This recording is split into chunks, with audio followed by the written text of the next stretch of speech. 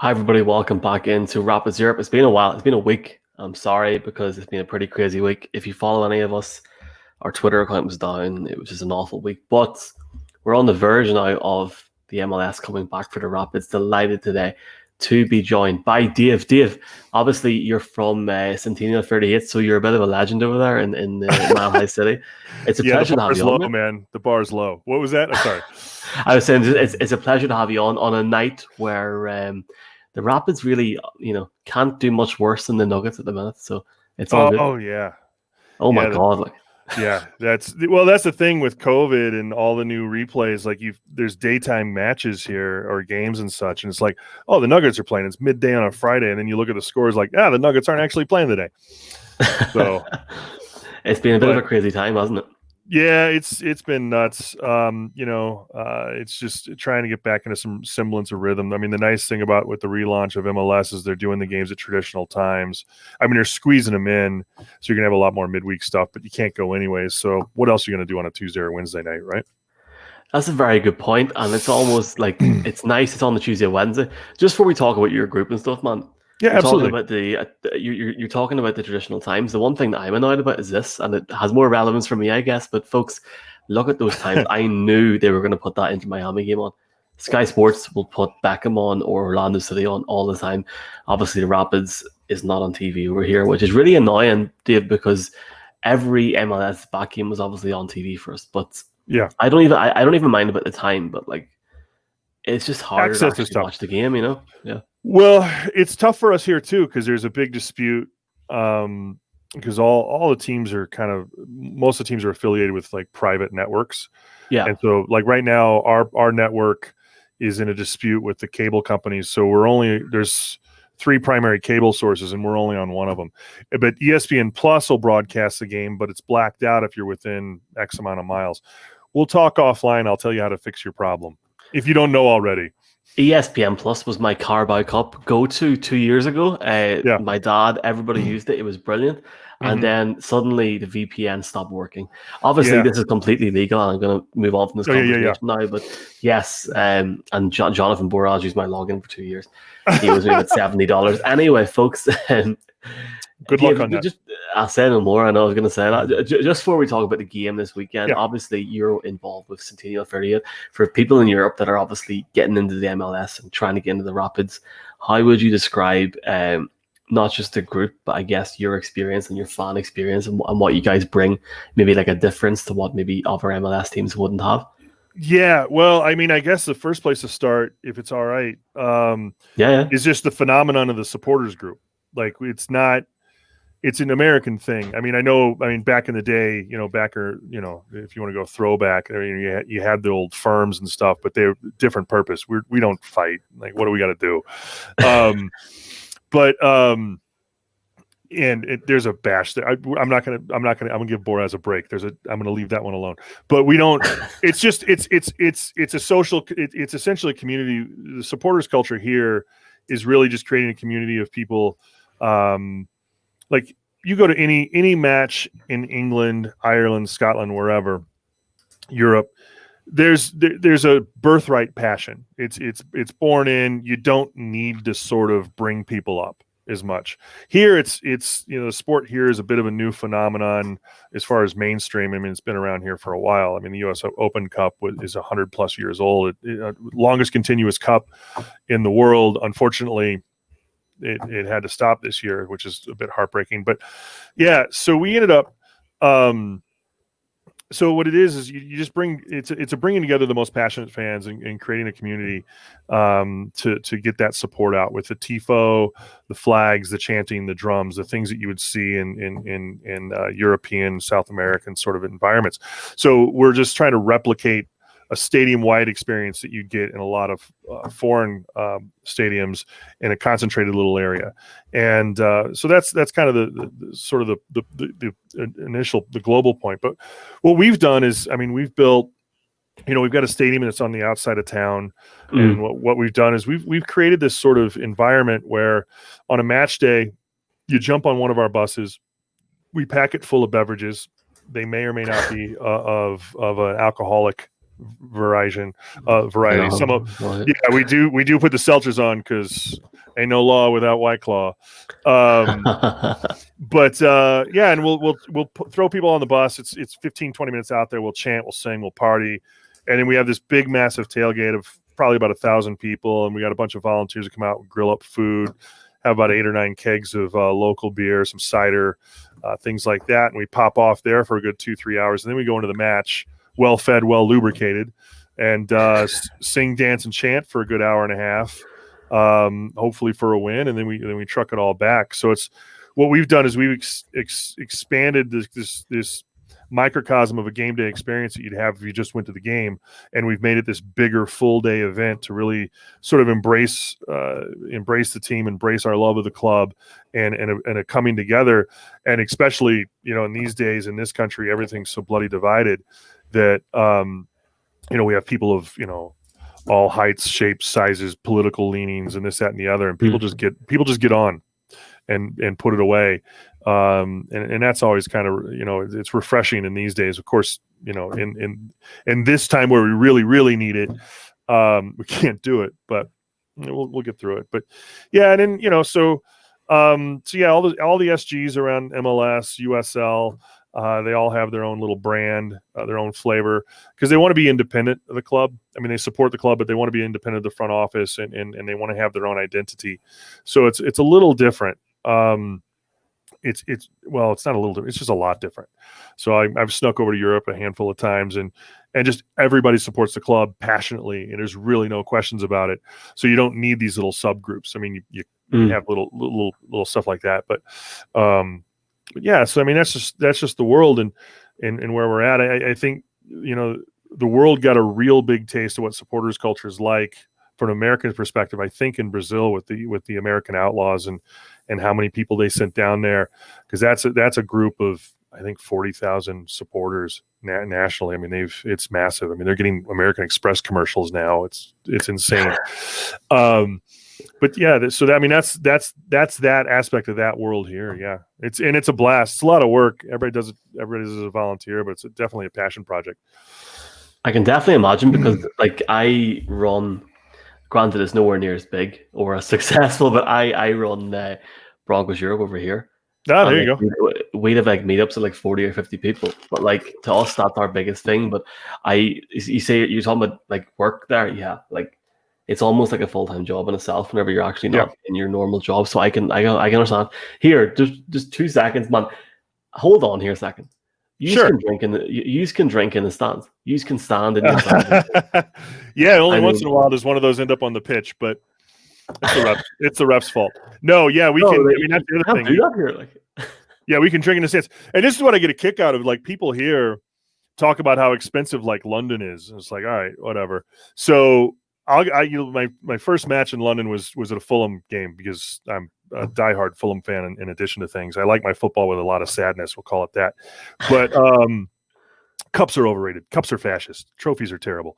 But yeah, so yeah, you go over there, you get a nice John Smith's, and it's like £3, right? Yeah, and it's a lovely beer. You can't take it into the seat with you. You got to make a mad rush to go, top one off at halftime or before the match out on the walkway. But just to give some perspective, yeah, we can drink in the stands, but a pint costs $12. I'll pay that to drink in the stands. All right, 100%. Fair enough. Because you can drink in the stands in Germany, but see what you said there, but you can't take it into the stands. You're completely right. Whenever I'm at Old Trafford, I buy 5 plastic bottles of Heineken and stuff them in my hoodie and walk like that back in, and walk up to the very top and just sit there the whole second half. Yeah, a good experience. Anyway, hold on, back to the Raptors. I have to say, now, like from a European perspective, that whole group sounds fantastic. I'm really looking forward to seeing what it's like whenever I eventually am allowed to get back into the country and go over. So we'll see what happens. But definitely, folks, check out the website, C38SG.com. So obviously Centennial 38 supporters group. I know you have a Facebook group as well.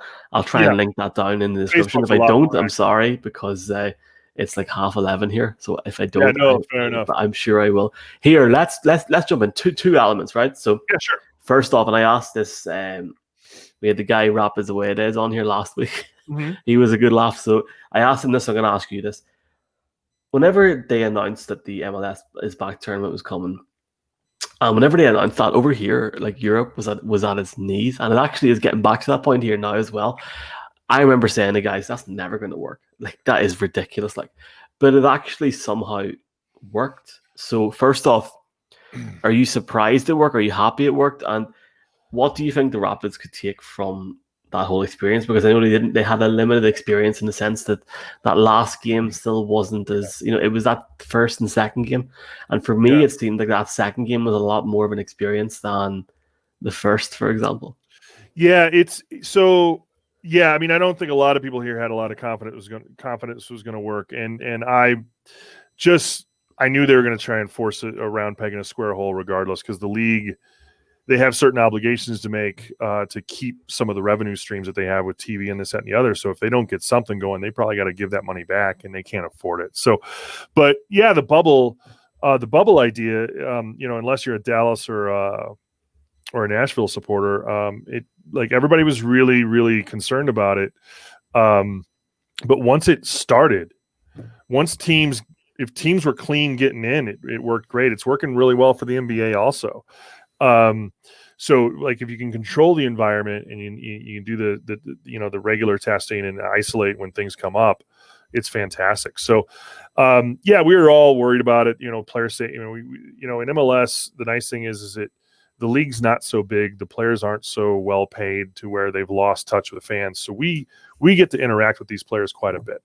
Yeah. And so it's not that people that support United or the bigger clubs don't care about the players, but you get a little bit more personal exposure. So you see them as a little bit more as human beings, I guess. And that's not to be disparaging. It just is what it is. And that's what the beauty is. Spot on. You're spot on. Yeah. I mean, and that's the beauty of MLS. I mean, that's the beauty of where it's at, and it's still growing. But for those that support the league, that access is just lovely, and that's what makes it easy to jump in and volunteer all this time to do this supporters organization. But yeah, so once it started, obviously the first match was a disaster. We just didn't look like we wanted to play against. Unfortunately, the team we're playing tomorrow, who's our most hated rival by all means. And then KC starts off lovely, and we're playing the kind of football we're kind of promised this year, is flowing forward. And then of course that just when you finish with 9 players, that just went to pot. And the fact that they really fought that one. I was as bad as that game went for us and where it looked like it was going to go. You couldn't be more proud of these guys they were down 2 players, down a goal, and they still found a way to equalize. I mean, they obviously conceded, but and then of course you get the game against Minnesota, and we were playing pretty good football. So you can see the evolution of the team over those 3 games. It's just what's frustrating is so it's great to get reps in because we have new young players and they need more time on the pitch, and you can't get it on the practice field. You need it in game situations. So yeah, I'm grateful that they got those 3 games in. I'm grateful that I saw an arc of progress in those 3 games. I'm frustrated in the fact that, okay, then they had to shut it down and wait 6 weeks to play again or whatever it's been. We started the season with 6 points on the table after 2 matches, 2 gutty wins. I still don't think in those games we were really playing the way we were designed to play, but you could see the grit in the players and the never quit aspect of it, and winning late in both those games is really something to look forward to, except as I'm getting older, my heart, but we have a team that needs a stretch of games to really get into a rhythm, to grow into what we want to be. We're not a veteran. We're not a veteran club that's been playing together for multiple seasons. We have veterans on the team, but it's a young team. And so that's where I'm frustrated with how the season's sort of ended up, because we really, really had high hopes coming in. But of course, I'm an eternal optimist, so I always have high hopes. So you have to have high hopes on the sport, I think, and especially with your team as well. But what you said about the MLS and the NBA, on top of the NBA, the NBA have pulled that off in the bubble. I'm severely impressed, and you can and I know it's basketball, less players, but you can almost watch it without being annoyed about the fans. Like for me tonight, this the Europa League final. Yeah, it annoyed me a bit because there's no fans there. But then the MLS sort of worked a little bit. The problem I had over here was on the international broadcast, they weren't putting the crowd noise on. So it was very hard at 3:20 in the morning to stay awake and watch certain games. Right. But yeah, I think definitely that second game, that grit, that determination to come back. Yes, still lost the game, but to actually come back and give it a go shows you there is signs there, and it is definitely a pity that the season has turned out the way it has. There's no doubt in it in that sense. Do you? I mean, you must be a little bit sad. And I know you are sad, obviously, but the fact that you're not going to be there tomorrow night, does that annoy you too much, or are you just happy there's going to be a game? I'm taking what I'm taking what I can get, to be honest. I mean, I'm resigned to the fact that we're just not going to see live matches this year in person. So I'm glad there's a match going on. And I'll watch and I'll enjoy it. And, you know, I mean, there is a positive aspect of this, because like on match days, with this running, you know, helping run the supporters group, and my primary focus is helping coordinate the buses. John Borez helps out a ton with that. Like, we're all hustling and working, and then once the game goes, it's, you can usually kind of shut down and relax a little bit and enjoy the game. But I'm kind of a point person, so if there's any issues with any of the sections that we own seats in, because we own 1,000 seats in the stadium, Okay. they always come to me. So, and there's always something weird or some little thing. And so I can never really just sit and watch a full match. I always have some little interruption. Somebody's in my ear for something. Somebody has some idea or they want to chat with me. And I love that. I'm a social person. So I'm not saying don't do that. If you see me at a game, please come talk to me. But it does make it hard to just watch. And every once in a while, like if I really want to lock down on the game, I will disappear and go find a little corner in the stadium. But yeah, it's sad not being there. I mean, really, for me, and this comes down quintessentially what the supporters culture is all about. I'll miss seeing the game in person, but I'll miss seeing all the family, all that Centennial 38 family that we've been around for coming up on 8 years now, from a merger of all the other supporters groups. And those people are, you get close to them, and you miss seeing them every other Saturday. And that's really the hard part, is knowing that there's a game going on right down the street from you, and your friends aren't around to share it with you. So yeah, that's the double-edged sort of it. And I mean, that's the real impact. And I think that's where a lot of folks are probably going to miss not being able to go to the match. And hopefully the only positive we can take from that is hopefully a good performance against Salt Lake tomorrow night. Now, obviously, Danny Wilson, Jack Price aren't expected to play. I think I'm right in saying that there. But what do you expect? I mean, I'm going to say this right now, man. This game kicks off at 9 Eastern. Yeah. So I don't live in New York. It's like, yeah, you're right. It's 2 a.m. It's 2 a.m. and it's not live in Sky, but it's live on ESPN Plus. So yeah, obviously it's a big game, especially after the whole tournament, because you want to get back on that right foot, because of what you were on the right foot before the tournament started. So what do the Rapids have to do tomorrow? This is the key question of the whole thing now. What do the Rapids have to do to get that win tomorrow, especially when they're missing a couple of players? All right, so mainly, and the player we're missing is the player we really need to be able to help with this. But to be honest, I think what Salt Lake did to us last time, Salt Lake is going to come in and play physical, and what they scouted us really, really well. What we need to do is protect Benazet coming down the wing, because he drew, I think, 5 or 6 penalties the last match. They rotated who was hitting him every time, so there was no build up to a yellow for anyone. There were no warnings issued. So because Benazet can just play. He can dribble through people. He can bring the ball in, but he's obviously a big force for bringing the ball up on that side. And you can tell early on in the limited amount of time that we've seen the Rapids play with him, is that he's a key part of that attack. And RSL was knocking him on his ass. So that's where you need somebody that can come in and help protect him, and just be like, just be that enforcer, keep him honest. And that's where you miss Jackie Price, because Jackie Price is not afraid of the color yellow. He's a lovely man in that regard. So we'll see if he's not match ready, match fit, and able to play. We'll see how that fits in. But we'll see. I don't think we're going to be coming out flat-footed like we did the last time. I think that lesson was learned. I think one of the things is that you learn from our manager is that the players play their arse off for them. I mean, that's where that grit comes in. So protect Benazet. I don't know if it's Benazet or Benazet. It's French. I get confused. I'm calling him Benazet, but I think you said Benazet first, so you're right. It's all good. How about we just do this? Benazete. We'll make him Spanish now. It's Nicholas, isn't it? So yeah, Nicolas. Yeah. Just call him Nico. Easy as. Right. So yeah, we got to protect that on the attack, and on the back on our back four just has to get coordinated. Our back four looked not great those first 3 matches, to say the least. They looks to be a little bit of settling in with our center back pairing. You've got such great athleticism and such with Lawless that, but sometimes he can find himself with that. He can get himself a little bit out of position. So, it'd be nice if we can pair him up. That's where Drew comes in as such a good pairing up, because Drew understands positioning so well, and he can kind of play off it a bit. I know a lot of people kind of got on Tommy Smith last year because, Tommy had his issues, but when Tommy and Lawless were paired up, Tommy's a solid player. He can pass out of that back line really well. Well, he could. He's not with us anymore, but but he could pass out and distribute out of the back line pretty well, and he knew the positioning well.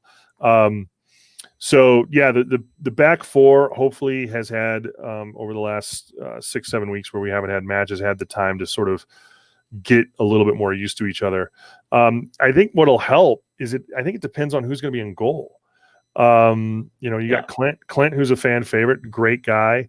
And then you have Yarborough, Yarborough's a player. I mean, he came from Lyon. I like him. Yeah, he's a hell of a player. One of the things that Clint can struggle with is you need your goalkeeper to be yelling at that back four pretty regularly, and Clint can be lack a little vocal. Yarborough's not shy in that regard. So we'll see. I think that could help make a difference. But yeah, I mean, that's, and then I guess you want to make it easy. How do we beat RSL tomorrow? We'll score more goals. Score some goals. Score more goals. Look, let's get 3 or 4 tomorrow and see what happens. Just before we go, just a 1 minute answer here, man. Obviously a lot of rumors over here about Jonathan Lewis going to Barnsley. Is this true, or do you think there's no movement here whatsoever? Have you heard about it? I'm presuming you've heard about it. Yeah, I mean, not at the price. I mean, I don't know if the peripheral listeners know. So there's a lot of funny money in MLS. It's called Garber Bucks. So it's not real money, but it is. So you get allocations of this monopoly money, these MLS bucks that you can use to get players. And we use I think 550K of that or 600K of that to get Jonathan to the club. And it's not real money, but it kind of is. It's a weird league. What can I say? America is single entity leagues are always a little strange in that regard. So they were often, from what I understand, about £400,000. So you figure about the equivalent of 550K. So it's more than what we paid for them. If you think of it conceptually, that they're paying real money and we didn't buy them with real money. But I don't think I wouldn't expect a move under normal times. That being said, it's COVID and everybody's bleeding money, and $500,000 might go a long way. It might. Personally, for me, when you see guys like Harry Maguire go for 75 million, Lewis is worth at least 1 million, and I'm going to leave that there. I'll say no more because I got to jump on another show. But Dave, here, I have to say it's not a pleasure having you on, man. I can't wait to share a couple of beers elsewhere you next year to get over at some point. Enjoy the game tomorrow night. Obviously, hopefully we get a win. That game, folks, is on at 2:00 in the morning. Right. And real quick for everyone, if you're watching, go for it. Yes. Behind the goal, we have dressed up the supporters section with some tifo. So we will be present in spirit. So keep an eye out for that. It's a good message for everybody to think of during these times. Bless everybody out there. Sláinte, whatever. Love it. I love it, man. Sláinte, absolutely. And the game is on ESPN Plus or Altitude Sports if you're lucky enough to get Altitude Sports. Say no more. If you're one of the 6 people. Dave, absolute pleasure, man. Look, just obviously enjoy the game tomorrow, and you're welcome anytime. Thanks, man. Cheers, mate. Take care.